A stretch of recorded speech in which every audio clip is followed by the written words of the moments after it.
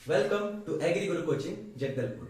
आप सभी का फिर से स्वागत है एक नए टॉपिक के साथ। तो जो आज का हमारा टॉपिक है वो बहुत इंटरेस्टिंग भी है और इंपॉर्टेंट भी है। इंटरेस्टिंग इसलिए है क्योंकि बहुत से ऐसे स्टूडेंट्स होंगे जो कि नॉन एग्रीकल्चरल वाले होंगे, मैथ्स वाले हो सकते हैं, बायोलॉजी वाले हो सकते हैं, उनको इस टॉपिक के बारे में ज्यादा नॉलेज नहीं रहता। बायोलॉजी वालों को तो फिर भी थोड़ा बहुत नॉलेज हो सकता है, मैथ्स वालों के लिए एकदम नया चीज है। और जब आप एग्रीकल्चर की पढ़ाई करने आते हैं तो जो सबसे ज्यादा कंफ्यूजन रहता है आपका यहीं से स्टार्ट होता है कि क्रॉप क्या होता है, ठीक है, फैमिलीज क्या होती हैं, ठीक है। आपके लिए तो फैमिली मतलब परिवार, ठीक है, पापा मम्मी दीदी ये सब, ये जो आपके लिए है ना परिवार, वैसे ही पौधों का भी परिवार रहता है, ठीक है, पौधों की भी फैमिली रहती है। उसका डिस्क्रिप्शन हम पढ़ेंगे, उसके बाद हम ये पढ़ेंगे कि इनका क्लासिफिकेशन कैसे किया गया है, किन किन चीजों को, ठीक है, जैसे ह्यूमन का क्लासिफिकेशन होता है, प्लांट्स का भी सेम क्लासिफिकेशन होता है, ठीक है। तो आपको समझ यही क्या होगा, बोर्ड में लिखा है क्या है, क्लासिफिकेशन ऑफ क्रॉप्स, अर्थात फसलों का वर्गीकरण। अब यहां एक बात आती है, फसल क्या है। देखिए, एग्रीकल्चर स्टूडेंट्स को हो सकता है पता हो, बायोलॉजी वाले स्टूडेंट्स को हो सकता है पता हो, मैथ्स वाले स्टूडेंट को हो सकता है पता हो, या हो सकता है सभी को पता हो, पर क्या इसकी पर्टिकुलर एक डेफिनेशन आपको पता है। देखिए, फसल में हम क्या बोलते हैं, जब भी हमारे दिमाग में फसल आता है तो हम धान गेहूं मक्का ज्वार बाजरा चना, ठीक है, फिर आपका फूल गोभी पत्ता गोभी सब्जी सबको ऐड कर देते हैं, ठीक है, सबको ऐड कर देते हैं। बट ये है क्या, ये धान गेहूं ये सब है क्या, ये जानना बहुत जरूरी है, ठीक है। तो बहुत सिंपल सा डेफिनेशन है फसल का। फसल पौधों का ऐसा समूह रहता है, आपको पता ही होगा क्या है, बहुत सारे पौधे जब आपस में मिलते हैं तो क्या कहलाते हैं, वो फसल। अब ऐसा नहीं कि एक पौधा है तो आप इसको फसल बोल देंगे, ठीक है, पर्टिकुलरली उसको फसल नहीं बोला जा सकता, क्योंकि फसल में जो सबसे इंपॉर्टेंट चीज है वो है आर्थिक लाभ प्राप्त करना। एक पौधे से आर्थिक लाभ मिल सकता है, ऐसा नहीं कि बिल्कुल नहीं मिलेगा, ठीक है, मिल सकता है, परंतु क्या वो आर्थिक लाभ आपके लिए सफिशिएंट है, शायद नहीं, शायद नहीं। तो क्या होगी फसल की डेफिनेशन, फसल पौधों का ऐसा समूह है जिसका उपयोग मनुष्य अपने आर्थिक और सामाजिक, ठीक है, क्या है, आर्थिक और सामाजिक विकास के लिए करता है, अर्थात उन फसलों का क्रय एवं विक्रय करके मुनाफा प्राप्त करता है। अब समझ आ गया, मतलब क्या है, आपके क्रॉप्स क्या है, ऐसा पर्टिकुलर ग्रुप ऑफ प्लांट है जिसको आप क्या करोगे, सेल या बाई करोगे, जिससे कि आपको क्या मिलेगा, इकोनॉमिक बेनिफिट मिलेगा, उसके साथ ही साथ आपको क्या मिलेगा, सोशल बेनिफिट्स, ठीक है, economic benefit plus social benefit. अब इकोनॉमिक बेनिफिट तो आपको समझ आएगा कि आपने बेचा और आपको पैसा मिल गया। अब वो जो पैसा आपको मिल रहा है वो आपके लाइफस्टाइल के लिए भी जरूरी है, साथ ही साथ जो सोशल बेनिफिट्स का ये मतलब होता है कि क्रॉप्स का बहुत सोशल यूज भी होता है, ठीक है, बहुत सोशल यूज भी होते हैं। इनको अपन क्या बोलते हैं, रिलीजियस यूज, धार्मिक यूज के लिए भी किया जाता है। जैसे आपने सुना होगा ना, हरेली हो गया, धान का उपयोग कर लिए, ठीक है, दिवाली हो गया, उसमें दूब घास का उपयोग किया जाता है। तो क्या है, ये सब सामाजिक यूजेस भी तो है ना। तो फसल क्या है, पौधों का ऐसा समूह जिसका उपयोग मनुष्य अपने आर्थिक और सामाजिक विकास के लिए करता है, अर्थात फसलों को बेचकर या खरीद कर अपनी आवश्यकताओं को पूरी करता है। यहां तक डेफिनेशन समझ आ गया, मतलब आपको ये समझ आ गया कि फसल क्या है। तो अब मतलब मुझे लगता है कि अब जब भी आपके दिमाग में कोई भी फसल का नाम आएगा या कोई भी फसल आएगी तो आपको ये चीज समझ आ जाएगी कि एक्चुअल में उसका यूज क्या है, एक्चुअल में उसका हम यूज क्यों करते हैं। देखिए, बहुत से लोगों को ये भी पता होगा, आप बोलेंगे सर ऐसा थोड़े कि हमें नहीं पता था कि धान का बेचा जाता है, बिल्कुल ही आपको पता था, ठीक है, बहुत सारे लोगों को पता होगा, हो सकता है कि सभी को पता होगा, बट मैंने बस इसको क्या किया, थोड़ा सा एक्सप्लोर कर दिया। क्या किया, थोड़ा सा एक्सप्लोर कर दिया। आप सभी को पता है ये चीज, मुझे पता है, ठीक है। तो आइए आप नेक्स्ट है आपका क्लासिफिकेशन ऑफ क्रॉप, मतलब फसलों का वर्गीकरण। अब हमें ये तो पता चल गया कि फसल क्या है, अब इसको अलग अलग कैटेगरी में क्लासिफाई किया गया है, ठीक है। जैसे कि इंसानों को किया गया है, इंसानों को भी बहुत सारे on the basis of origin, उत्पत्ति के आधार पे हमको जैसे क्या गया है कि ठीक है, कोई भारत का है, कोई यूएसए का है। फिर on the basis of colour, ठीक है, अब यहाँ पे उस चीज को हटा देते हैं, कलर के बेसिस पे भी बहुत सारे क्लासिफिकेशन किए गए हैं। उसके बाद on the basis of power, power के हिसाब से भी ह्यूमंस को क्लासिफाई किया गया है। फिर ऑन द बेसिस ऑफ आपका नेचर किया गया है, ठीक है, कोई गुस्से वाला है, कोई कम गुस्से वाला है, शांत वाला है। तो बहुत सारे क्लासिफिकेशन होते हैं यहाँ। ऐसे ही क्लासिफिकेशन आपके क्या है, क्रॉप्स के लिए। कौन कौन से क्लासिफिकेशन है, देखिए बहुत सारे क्लासिफिकेशन हम पढ़ेंगे, एक नॉर्मल में मैं आपको समझा देता हूं। एक होता है आपका बॉटनिकल क्लासिफिकेशन, मतलब वानस्पतिक वानस्पतिक वर्गीकरण, ठीक है, मतलब इसमें अपन क्या पढ़ेंगे, फैमिलीज के बारे में पढ़ेंगे, कौन कौन सी फैमिलीज होती है, ठीक है। उसके बाद आप पढ़ेंगे एग्रोनॉमिकल या फिर इसी को बोलते हैं इकोनॉमिकल, ये या फिर आर्थिक वर्गीकरण, ठीक है, ये भी हम पढ़ेंगे। फिर हम पढ़ेंगे सीजनल, यहां पे स्टूडेंट्स को बहुत सारा डाउट होता है। फिर स्पेशल, ठीक है, मतलब स्पेशल क्लासिफिकेशन, इसमें हम पढ़ेंगे कौन से कैच क्रॉप है, कैश क्रॉप है, ट्रैप क्रॉप्स हैं, आपकी कंपेनियन क्रॉप्स हैं, एरेबल नॉन एरेबल, बहुत सारी चीजें इसमें पढ़ेंगे। फिर आपका पढ़ेंगे एज, ठीक है, प्लांट्स के एज के बेस पे भी क्लासिफाई किया गया, ह्यूमंस में भी सेम चीज होता है। उसके बाद अपन पढ़ेंगे अदर क्लासिफिकेशन, ठीक है, क्या है अदर क्लासिफिकेशन। तो ये कुछ क्लासिफिकेशन है जिनके बारे में आज हम क्या करेंगे, अपन डीप स्टडी करेंगे, इनके बारे में जानेंगे कि एक्चुअल में होते क्या है। तो सबसे पहला आपका क्या है, बॉटनिकल क्लासिफिकेशन, वानस्पतिक वर्गीकरण, अर्थात जैसे इंसानों का बॉटनिकल क्लासिफिकेशन किया गया है वैसे ही पेड़ पौधों का भी क्या है, वानस्पतिक विवरण किया गया है। अलग अलग परिवार को, अलग अलग फैमिलीज को क्लासिफाइड किया गया है, जैसे कि, ठीक है, बॉटेनिकल क्लासिफिकेशन, इसमें जो सबसे पहला अपन पढ़ेंगे वो है पोएसी, पोएसी फैमिली।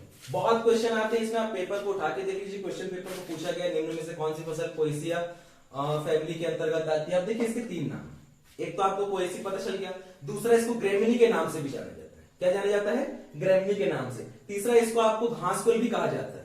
क्या कहा जाता है, घासकुल। तो तीन चीज आपको समझ आ गई। अगर इनमें से कोई भी चीज आता है तो आपको बिल्कुल बनाना है, ठीक है। अब इसमें बात आती है कौन कौन से फसल आते हैं। तो नॉर्मली अगर आपको मैं ये बताऊं, जो पोएसी है ना, उसमें जितने भी आपको सीरियल क्रॉप दिखाई देंगे या मिलेट्स दिखाई देगा, ठीक है। सीरियल क्रॉप मतलब हो गया आपका जो अनाज वाली फसलें, जैसे धान है, गेहूं है, ज्वार है, मक्का है, बाजरा है, गन्ना है, कोदो है, कुटकी है, रागी है, ये सारे किसके अंतर्गत आएंगे, पोएसी, ठीक है। एक बार और रिवाइंड करते हैं, धान, गेहूं, मक्का, ज्वार, बाजरा, रागी, आपका कोदो, कुटकी, गन्ना, ये सब किसके अंतर्गत आएंगे, आपके पोएसी। क्लियर है। दूसरा जो आपका ग्रुप आता है वो आता है लेग्यूमिनेसी।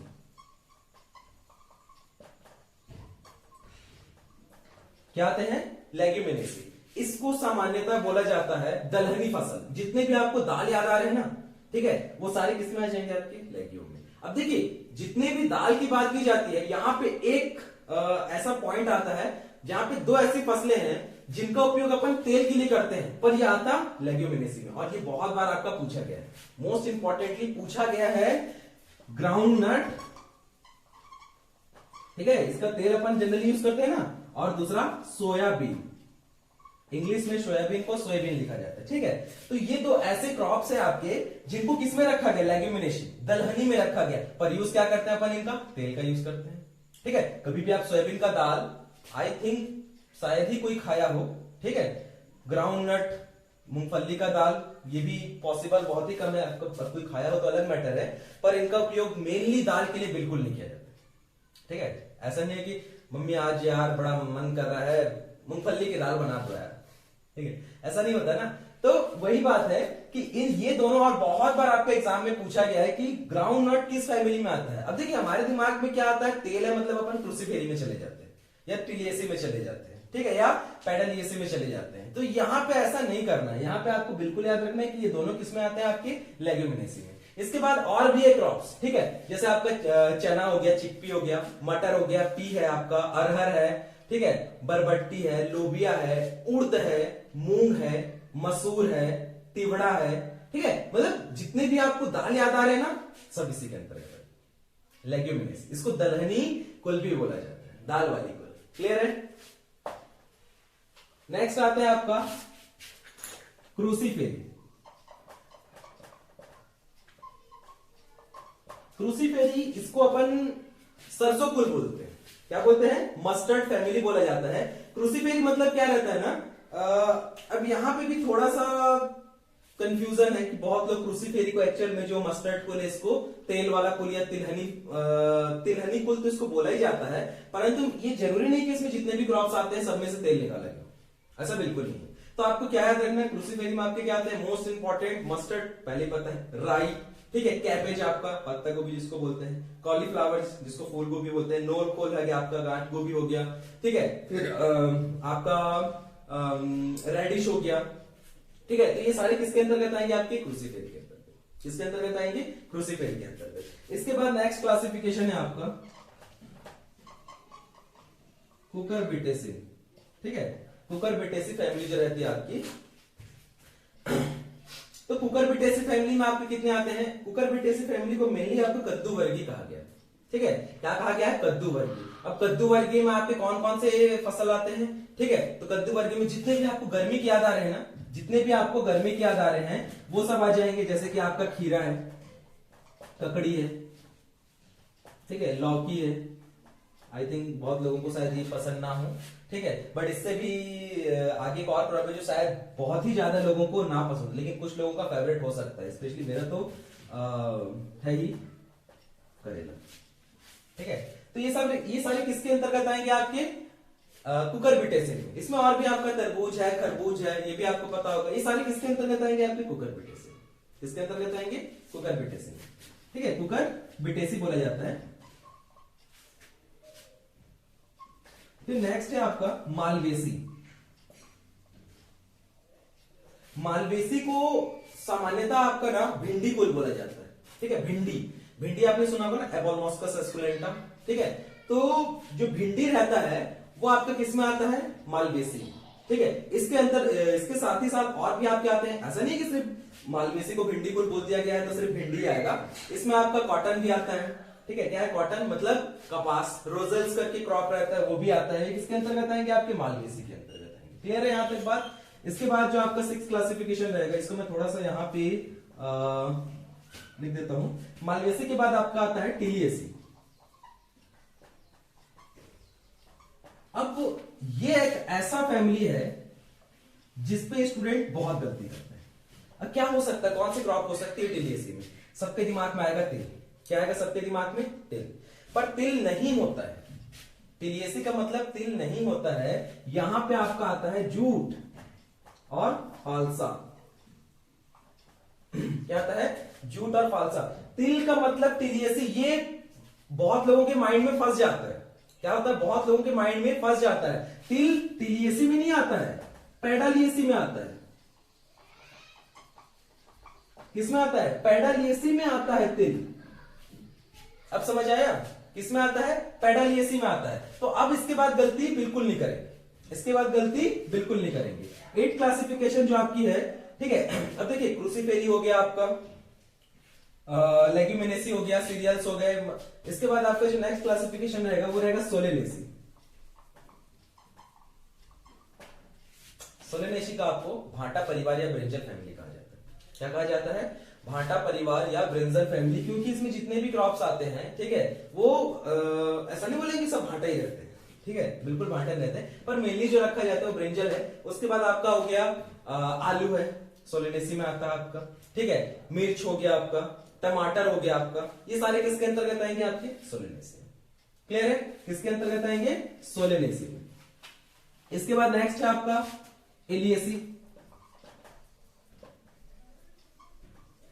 एलियसी में आपके क्या आएंगे? 2 आते हैं। क्या आते हैं? 2 आते हैं। एक रहता है आपका प्याज और एक रहता है आपका लहसुन। ठीक है, क्या रहता है? एक आपका गार्लिक रहता है, एक आपका रहता है अनियन। इसके बाद नेक्स्ट है जिंजीबरेसी।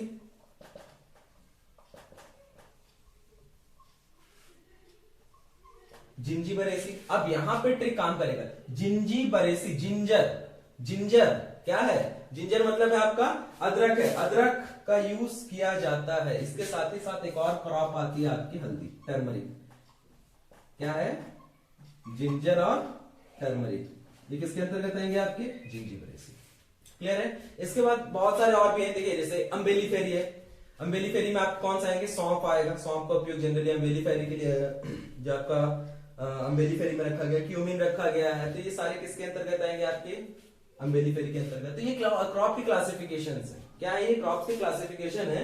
10 है। एक्चुअल में है तो बहुत सारे, 15, 16, 17, 18 है, पर ये जो मेन है आपको, वो सारे आपको बताए जा चुके हैं। क्या है मेन जो आपको बताया जा सके। इसके अलावा आपकी चीनोपोडियेसी है, जैसे चुकंदर सुना होगा आपने, शुगर बीट, उसको भी रखा गया चीनोपोडियेसी में। 12 हो गए, 10 11वां आपका मिलीफेरी था, 12 आपका वो था। तो बहुत सारे ऐसे क्लासिफिकेशन है। तो सारे क्लासिफिकेशन को समझना बड़ा डिफिकल्ट हो सकता है। नॉर्मल वे में देखिए, आप जितना ज्यादा समझेंगे आप उतना बेहतर बनाएंगे। आपको एक बेसिक नॉलेज होनी चाहिए, ठीक है। तो बॉटनिकल क्लासिफिकेशन क्या होता है, यहीं पे खत्म होता है। क्या होता है बॉटनिकल क्लासिफिकेशन, यहीं पे आपका कंप्लीट होता है। नेक्स्ट क्लासिफिकेशन जो है आपका एग्रोनॉमिकल, या फिर इसी को क्या बोलते हैं अपन, इकोनॉमिकल। एग्रोनॉमिकल मतलब शस्यीय वर्गीकरण और इकोनॉमिकल मतलब आर्थिक वर्गीकरण। ठीक है, क्लियर, यहां तक समझ आ गया। तो ये दोनों चीजें क्या होती है, एग्रोनॉमिकल इकोनॉमिकल। इसमें फसलों को आवश्यकता या आर्थिक दृष्टिकोण से या फिर शस्यीय दृष्टिकोण से आपको क्या किया गया है, विभाजित किया गया है। ठीक है, जैसे कि सबसे पहला है आपका सीरियल, अनाज वाली फसल। अनाज वाली फसल में क्या है, फिर वही है सबको, मैंने वैसे पहले बताया था। अब यहां पे बस थोड़ा सा क्लासिफाइड हो जाएगा कि अनाज वाली फसल के बाद एक आता है मिलेट। क्या आता है, मिलेट। यहां पे थोड़ा सा अंतर होता है। देखिए, सीरियल्स मतलब अनाज वाली फसल और मिलेट्स को बोला जाता है धान्य फसल। ठीक है, अब धान्य फसल सुनने के बाद लोग क्या करते हैं, धान को इसमें रख देते हैं। धान्य फसल में धान नहीं आता है, उसमें मोटे अनाज वाले आते हैं। कोदो आता है, कुटकी आता है, सांवा आता है, रागी आता है, ये आएगी मिलेट्स में। ठीक है, ये आएंगे मिलेट्स में। सीरियल्स में क्या आएंगे, अब ये सीरियल्स में अनाज, जिसका उपयोग अपन क्या करते हैं, जनरली खाने के लिए करते हैं। जो खाने के लिए तो सभी का ही उपयोग करते हैं। अन्न वाली फसल, अनाज मतलब अन्न वाली फसल, अन्न का जो उपयोग अपन खाने के लिए करते हैं ना, वो सारे इसमें आते हैं। जैसे कि आपका क्या आ गया, सबसे मेन है धान, फिर आपका गेहूं, फिर आपका मक्का, फिर आपका ज्वार, ठीक है, फिर आपका बाजरा। ठीक है, तो ये क्रॉप्स किसमें आएंगे, आपके सीरियल्स में। ये किसमें आएंगे, सीरियल्स में। मिलेट्स में क्या आएगा, कोदो, कुटकी, रागी, सांवा। ये अगर आप बस्तर वाले एरिया में जाएंगे ना, तो वहां पे कोदो कुटकी बहुत मिलता है। ठीक है, मोटे अनाज रहते हैं, उनका उपयोग अपन क्या करते हैं, खाने के लिए करते हैं। तो ये किसमें आएंगे, सीरियल्स अलग है, मिलेट्स अलग है। क्लियर है। फिर थर्ड है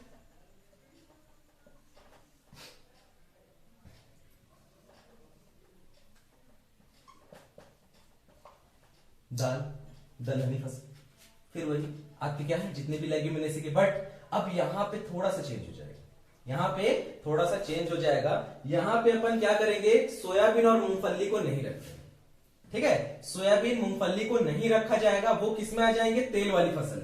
यहां पे आपका क्या है, दाल वाली फसल, ये अनाज वाली फसल, ये लघु सॉरी धान्य फसल बोलते हैं। ये क्या है, आपकी अनाज वाली फसल, ये आपकी धान्य फसल, ये आपकी दाल वाली फसल। अब दाल वाली फसल में किसको रखेंगे, आपका मूंग है, उड़द है, ठीक है, बरबट्टी है आपका, फिर आपका अरहर है, चना है, मटर है, लोबिया है, ठीक है, उसके बाद आपका मसूर है, तिवड़ा है। ये किसमें आ जाएंगे, आपकी दाल वाली फसल। क्लियर। नेक्स्ट क्लासिफिकेशन है आपका तेल वाली फसल, ऑयल, जिसको इंग्लिश में पल्स बोला जाता है। ऑयल क्रॉप्स कौन कौन से आपके, अब यहाँ पे जो भी जहां जहां बिखरे हुए थे ना, जैसे आपका पेडरिएसी में तिल था, अब उसको भी ले आओ। ठीक है, अब उसको भी ले आओ। अब जितने भी तेल वाली फसलें सबको यहां रख दो। जैसे कौन से आपके, सूरजमुखी का तेल है आपका, सोयाबीन का तेल है आपका, मूंगफली का तेल है आपका, कैस्टर अरंडी का तेल है आपका, तिल का तेल है आपका, राम तिल आता है, तारामीरा आता है। ये सारे किसके अंतर्गत आएंगे, तेल वाली फसलों। इसके अंतर्गत आएंगे आपके तेल वाली फसलों में। क्लियर है। इसके बाद नेक्स्ट है आपका फाइबर, रेशे वाली फसल, रेशे वाली फसल। अब देखिए, लास्ट में हमने क्या पढ़ा था, मालवेसी में हमने क्या रखा था, कॉटन को, और टिलियेशी में किसको रखा था अपन ने, जूट को। अब यहां पे सबको एक कर दो, सबको एक कर दो। जिस फसल से रेशा प्राप्त होगा वो किसमें आएंगे, रेशे वाली फसल में। जैसे कि आपका है कपास, ठीक है, जूट, पटसन, पटसन भी आपने सुना हो ना, ये किसके अंतर्गत आ जाएंगे, आपकी रेशे वाली फसल।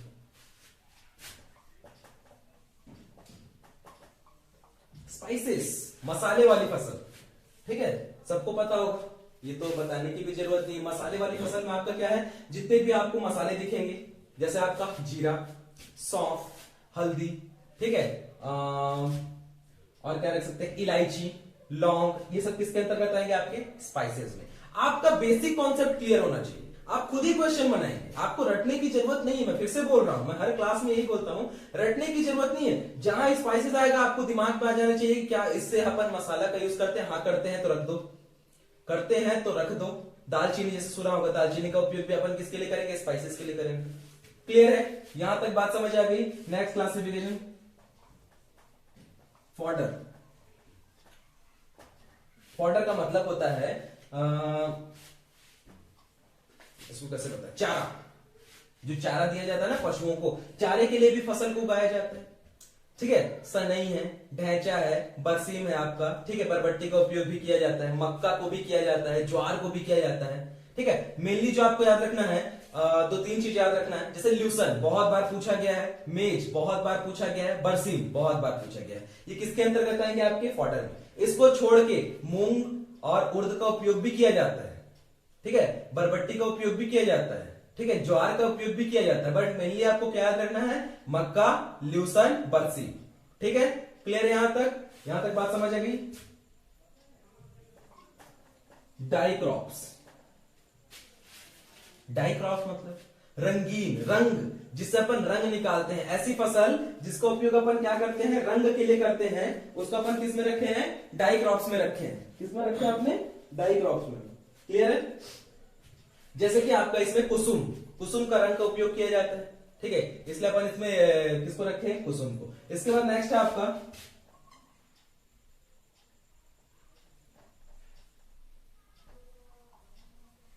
रूट क्रॉप्स, जड़ वाली फसल। ठीक है, क्या है, जड़ वाली फसल। ऐसी फसलें, अब देखिए जड़ वाली फसल मतलब क्या होगा, जिसका अपन रूट का उपयोग करते हैं। रूट का कैसे, जैसे सलजम है आपका, सुना होगा, मूली है आपका, गाजर है आपका, ये सब क्या रहते हैं, सरफेस के नीचे, इनके रूट्स का ही तो यूज करते हैं ना, मॉडिफाइड। अब ये जो भी होंगे मॉडिफाइड, जो भी फॉर्म होगा इनका, इनका उपयोग अपन किसके लिए करते हैं, रूट्स के लिए करते हैं। ठीक है, तो ये सब क्या आ जाएंगे, रूट्स वाले क्रॉप्स। क्या क्या आपके, गाजर है, मूली है, चुकंदर है, सलजम है। ठीक है, नेक्स्ट है आपका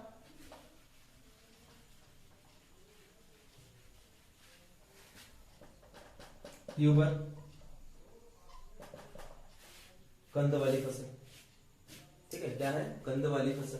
तो कंद वाली फसल में भी शकरकंद का उपयोग करते हैं अपन, जिसका कंद मॉडिफाइड, आपने स्टेम सुना होगा ना, ये भी आपका क्वेश्चन आया है, याद रखेंगे कि पोटैटो जो रहता है मॉडिफाइड स्टेम रहता है। ठीक है, तना का रूपांतरित रूप, तो तना आ गया इस, सॉरी आलू आ गया इसमें। ठीक है, फिर आपका क्या आ गया, शकरकंद आ गया इसमें। ये किसमें है, मॉडिफाइड स्टेम, ट्यूबर्स में। क्लियर है, नेक्स्ट है आपका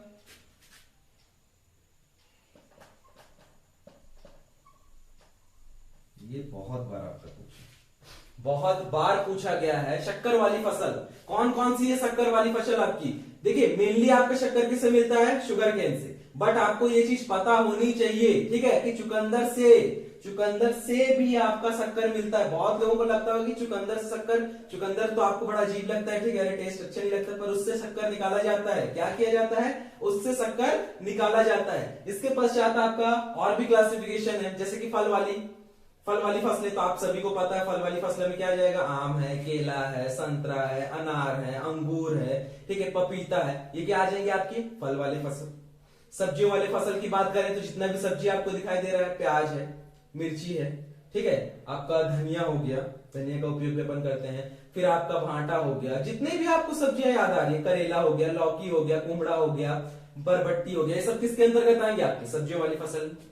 किसके अंतर्गत आएंगे, सब्जी वाली फसल में। ठीक है, और आपको क्या याद आ रहा है, औषधि, ठीक है, मेडिसिनल, ये पूछा गया, ठीक है, ये इंपॉर्टेंट है थोड़ा सा। मेडिसिनल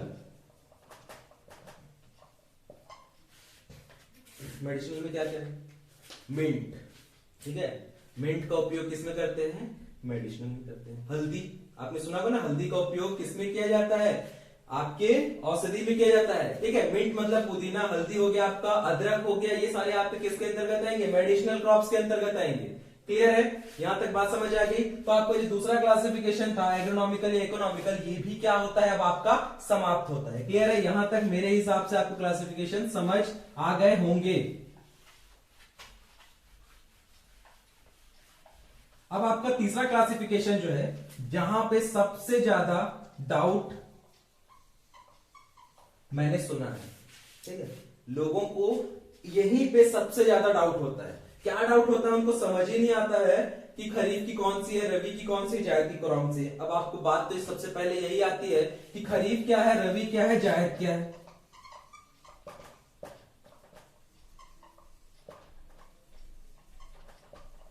क्या है, खरीफ क्या है, रबी क्या है, जायद क्या है। तो देखिए जैसे हमारे लिए मौसम रहता है ना ठंडी गर्मी बरसात, वैसे ही फसलों के लिए ये मौसम है।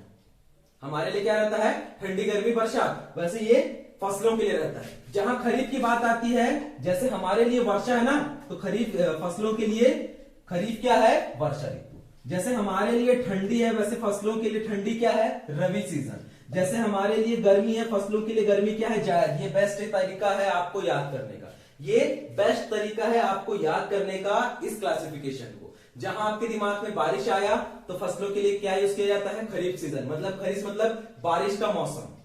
जहां ठंडी की बात आई क्या याद आना चाहिए आपको, रबी।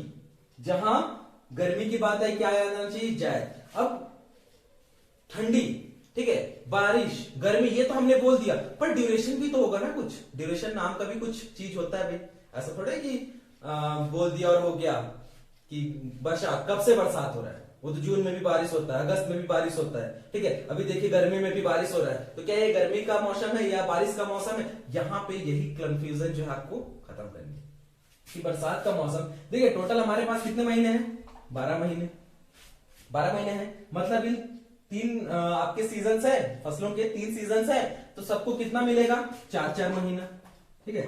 बांट दीजिए, किसी के साथ भेदभाव नहीं करना है आपको, ठीक है। ऐसा नहीं किसी को 6 दे देना है, किसी को 4 देना है, किसी को 2 देना है। सबके पास क्या क्या है, 4-4 महीने हैं। अब ये 4 महीने शुरू करते हैं। जहां खरीफ की बात आती है तो ये शुरू होता है जून जुलाई में। कब शुरू होता है, जून जुलाई में। अब 4 महीने एक्स्ट्रा कीजिए, जून के बाद जुलाई, अगस्त, सितंबर, ठीक है। जून को छोड़ दीजिए, जुलाई, अगस्त, सितंबर, अक्टूबर, ठीक है। जून को छोड़ देना ना, ये मौसम आपका ये तो काउंट नहीं होगा मंथ। तो इसके बाद क्या काउंट हो गया आपके, जुलाई, अगस्त, सितंबर, अक्टूबर। मतलब इसका एंड कहां से होगा, अक्टूबर। और ये जुलाई है तो एक और बढ़ा दीजिए, नवंबर। क्या कर दीजिए, एक बढ़ा दीजिए, नवंबर। तो खरीफ का मौसम कब शुरू होता है, जून जुलाई में। खत्म कब होता है, अक्टूबर नवंबर में। इसका मतलब प्लांट की सोइंग कब करेंगे, आपकी सीड्स की जो सोइंग रहेगी, प्लांट्स के लिए, प्लांट्स ट्रांसप्लांट होंगे, जो सीड की सोइंग होगी, बीज की बुआई कब करनी है आपको, जून जुलाई में। जून जुलाई में क्या होता है, अब यही इंपॉर्टेंट क्वेश्चन है, ठीक है। जून जुलाई में क्या होता है आपका, बारिश होता है, वर्षा अधिक रहती है, वो तो अलग फैक्टर है, ये तो कॉमन है, ये तो चारों महीने में रहेंगी, ठीक है। बट जो मेन चीज है, उस वक्त आपका क्लाइमेट कैसा रहता है, हॉट एंड ह्यूमिड। ह्यूमिड मतलब आर्द्र जलवायु रहती है, और हॉट मतलब गर्म। गर्म और आर्द्र जलवायु, ये आपका पेपर में आया है, ये आपका पेपर में आया है, हॉट एंड ह्यूमिड क्लाइमेट। अब अक्टूबर नवंबर के टाइम क्या रहता है, ठंडी स्टार्ट हो जाती है, मतलब ड्राई एंड कूल क्लाइमेट। अब आप बोलेंगे कि सर आप एक जगह बोल रहे हैं हॉट एंड ह्यूमिड क्लाइमेट, एक जगह बोल रहे हैं ड्राई एंड कूल क्लाइमेट। तो इसको ऐसे समझिए कि शुरू में जब बीज की बुआई होती है, मतलब क्या बोल सकते हैं आपको, जर्मिनेशन में जो क्रॉप को टेम्परेचर चाहिए, ये जो क्रॉप को क्लाइमेट चाहिए, वो कैसा होना चाहिए, हॉट एंड ह्यूमिड क्लाइमेट। और यही आपका पेपर में पूछा, क्वेश्चन पेपर उठा के देख लीजिए कि गेहूं की बुआई के लिए कैसे, ठीक है, गेहूं की बुआई के लिए कौन सा क्लाइमेट की आवश्यकता होती है, hot and humid, dry and cold. तो अब आपको क्या समझ में आ रहा है, गेहूं, ठीक है, गेहूं। तो गेहूं कौन से सीजन का है, रबी का। रबी मतलब ठंडी, स्टार्टिंग कहां से होगा आपका, अक्टूबर नवंबर। तो जर्मिनेशन स्टेज अक्टूबर नवंबर में क्या रहता है आपका, ठंडी, शुष्क ठंडी, मतलब ड्राई एंड कूल क्लाइमेट। तो आपको टिक करना था। अब क्या करते हैं बहुत सारे लोग, हॉट एंड ह्यूमिड पे टिक करके आ गए थे। क्या कहते हैं, हॉट एंड ह्यूमिड, क्यों पता नहीं क्यों, क्योंकि शायद उनका कॉन्सेप्ट क्लियर ना हो। तो यहां पे आपको कॉन्सेप्ट क्लियर करना है, ठीक है। कॉन्सेप्ट क्या क्लियर करना है, जो शुरू में रहेगा वो जर्मिनेशन का वक्त रहेगा, और जो नीचे में रहेगा वो आपका हार्वेस्टिंग टाइम, या फिर डेवलपमेंट टाइम, या फिर फ्लावरिंग टाइम। क्लियर है। तो याद रखेंगे खरीफ, खरीफ में क्या याद रखना है, वर्षा का मौसम, बुआई कब की जाती है, जून जुलाई में, ठीक है। उस टाइम पे आपको कौन सा क्लाइमेट चाहिए, हॉट एंड ह्यूमिड क्लाइमेट, किसके लिए, जर्मिनेशन के लिए। अच्छा, फ्लावरिंग और डेवलपमेंट के लिए आपका क्या चाहिए, dry and cool climate, dry and cool climate. अब यहां पे एक पॉइंट आता है कि ये शॉर्ट डे है कि लॉन्ग डे है, शॉर्ट डे है कि लॉन्ग डे है। तो मतलब जर्मिनेशन के लिए कैसा चाहिए, लॉन्ग फोटो पीरियड, ठीक है। जर्मिनेशन के लिए क्या चाहिए, long photo period, long photo period, और एक होता है short photo period. Photo period का मतलब दीप्त काल, दीप्त काल मतलब रोशनी या फिर प्रकाश की आवश्यकता है। तो जर्मिनेशन के लिए ज्यादा प्रकाश चाहिए, ठीक है। हो सकता है कि बारिश है तो थोड़ा सा कम प्रकाश हो भी सकता है, बट जो मेन है आपका अक्टूबर नवंबर में क्या रहता है आपकी ठंडी, तो इस टाइप के लिए आपको क्या चाहिए, शॉर्ट फोटो पीरियड। मतलब खरीफ की फसल के हार्वेस्टिंग या डेवलपमेंट के लिए शॉर्ट फोटो पीरियड की आवश्यकता होती है। और ये भी आपका क्वेश्चन पेपर में आप उठा के देख लीजिए, निम्न में से कौन सा शॉर्ट डे प्लांट है, निम्न में से कौन सा शॉर्ट डे प्लांट है, निम्न में से कौन सा लॉन्ग डे प्लांट है, निम्न में कौन सा डे न्यूट्रल प्लांट है। तो यहीं पे आपको याद करना है, शॉर्ट डे प्लांट मतलब जिसको कम अवधि की, कम दिनों की आवश्यकता होती है। मतलब खरीफ में आप बोल सकते हैं कि इनके हार्वेस्टिंग टाइम पे या फिर फ्लावरिंग टाइम पे कम प्रकाश की आवश्यकता होती थी। किसमें आ जाएंगे आपके शॉर्ट डे प्लांट्स में। लॉन्ग डे प्लांट रवि में स्टार्टिंग में भले ठंडी रहती है पर इनकी हार्वेस्टिंग, चलिए नेक्स्ट अपन देखते हैं, अक्टूबर नवंबर में स्टार्ट होगा, ये 4 महीने ले लीजिए, अक्टूबर छूट गया, नवंबर दिसंबर जनवरी फरवरी और यह आ जाएगा मार्च।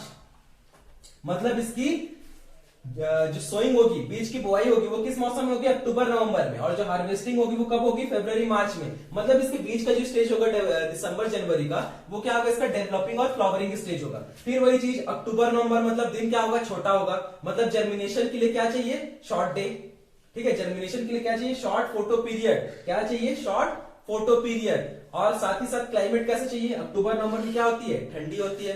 अक्टूबर नवंबर में आपकी ठंडी स्टार्ट हो जाती है, मतलब ड्राई एंड कोल्ड क्लाइमेट। अब इसके हार्वेस्टिंग टाइम पे क्या है, फरवरी मार्च, मतलब गर्मी स्टार्ट होने वाली रहती है, मतलब long photo period. Long photo period के बाद क्लाइमेट कैसे चाहिए, हॉट, कैसे चाहिए, हॉट, गर्म। क्लियर है क्या।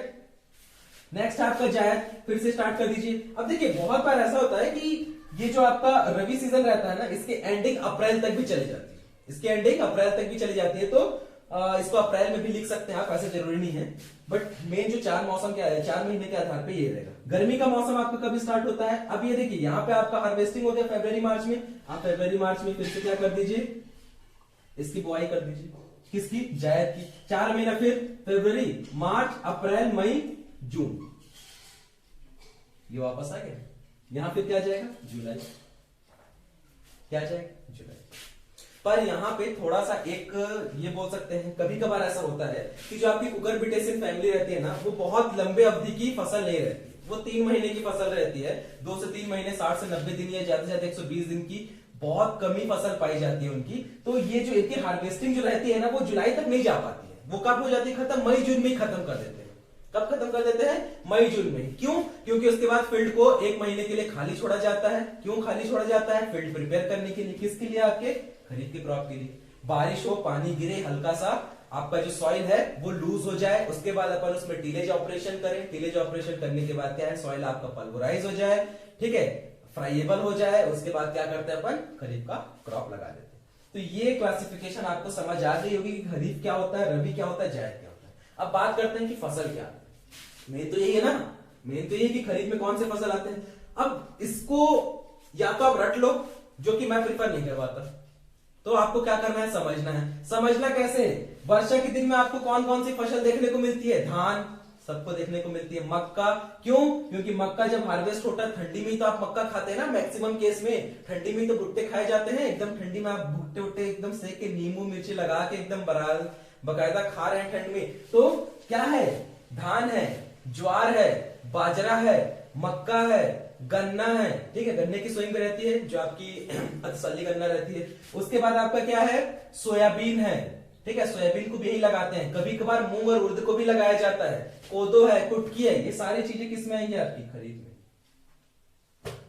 कैसे याद करना है, बारिश के मौसम में आपको जितने पौधे दिखाई देते हैं जो कि ग्रो किए जाते हैं, वो किसमें आएंगे, आपकी खरीफ में। अब बात आती है रबी में। ठंडी में आपको क्या देखने को मिलता है, ठीक है, ठंडी में आपको देखने को मिलेगा गेहूं, ठीक है, मोस्ट इंपोर्टेंट गेहूं है, गेहूं है आपका, चना है आपका। अच्छा, खरीफ में एक और क्रॉप आता है, मैं भूल गया था, अरहर। अरहर का भी खरीफ में किया जाता है, ये इंपॉर्टेंट है इसलिए मैं बता दिया अलग से। तो रबी में फिर क्या जाएंगे आपके, गेहूं सबसे इंपॉर्टेंट है, फिर आपका चना है, ठीक है, सरसों है, ठीक है, मटर है आपका, मटर की भी इसमें की जाती है, ठीक है। तो ये सारे किसमें आएंगे आपके, रबी क्रॉप्स में, ठीक है, इसमें आएंगे आपके रबी क्रॉप्स में। इसमें आपका क्या बोलते हैं, उसका भी किया जाता है ना, आलू की खेती भी की जाती है ठंडी में, टमाटर की खेती भी की जाती है, ठीक है। तो ये सारे किसमें आएंगे, आपके रबी सीजन में।